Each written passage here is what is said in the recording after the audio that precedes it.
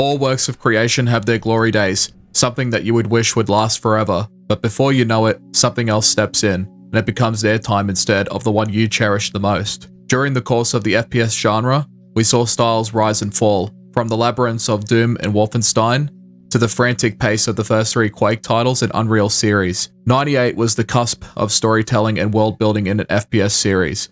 Half-Life 1 came out as the reigning champion, and would forever set its mark in gaming history, influencing multiple generations of FPS games over the years. When Halo released, it had the same cultural impact as Half-Life, but it spread like the Spanish flu in ways that the PC market wasn't capable of at that time.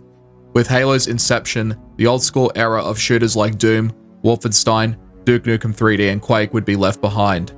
Developers began to favor the slower-paced, simplistic gameplay loop of what console shooters provided.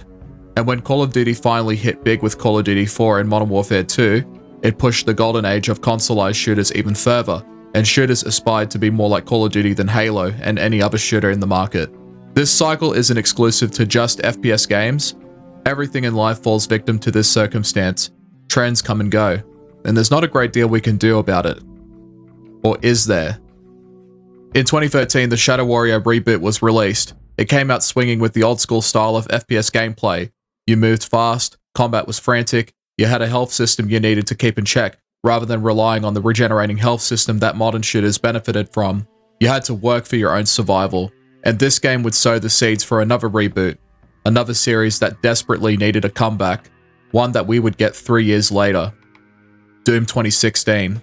Doom 2016 is the penultimate example of how to not only do a reboot correctly, but also how to rejuvenate old-school style FPS gameplay with modern graphics and mechanics.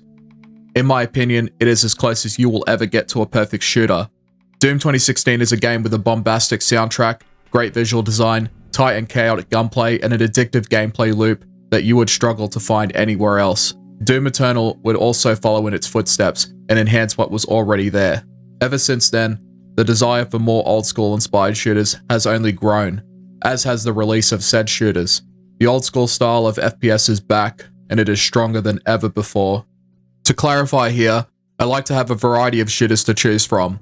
There's no right or wrong in design philosophy when it comes to making an FPS, but when one style has a dominating presence over the others, it begins to discourage the desire to break the wheel for a period of time.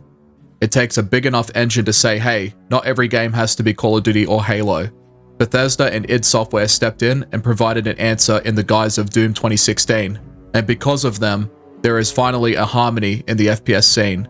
But for a long time this didn't exist, and a lot of it was due to the result of game development and technology still progressing, and having a multitude of companies following where the money was going. But thanks to Doom 2016's blessing and the rising indie scene, other developers have also come on board providing meat to the table. You have titles like Dusk, Amid Evil, Wrath Aeon of Ruin, Project Warlock, Ultra Kill, and many more. And that's really only scratching the surface. The first 2 Doom games have one of the largest modding communities out there, making a sea of map packs, gameplay and graphics mods, and total conversions. There's already a sizable number of games that were built using the GZ Doom engine used to power Doom 1 and 2. One of my favorites is Brutal Doom.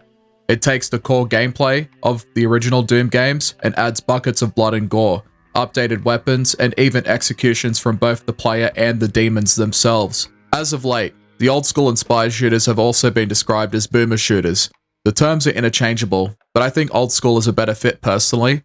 It's not going to be going away anytime soon, in the same way Marvel films and the Fast and the Furious franchise aren't stopping for the foreseeable future.